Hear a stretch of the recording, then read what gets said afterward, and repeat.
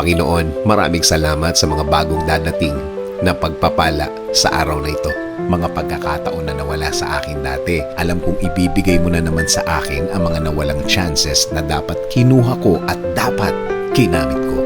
Alam ko, Lord, na Ikaw ang God of second chances. Ikaw ang Diyos na laging nagbibigay ng pangalawang pagkakataon dahil nakikita mo ang aming mga puso. Alam namin na alam mong nagsasabi kami ng totoo. Alam namin na kaya mong i-check ang aming mga puso na kung ano ang laman nito. Panginoon, maraming salamat sa lahat ng ginagawa mo para sa akin. Maraming salamat sa lahat ng biyaya na bigay mo sa akin. Maraming salamat dahil alam kong tutulungan mo na naman ako. Alam kong hinding-hindi ako mabibigo sa aking mga prayers today, Lord. Alam kong aayusin mo na ang aking buhay ngayon.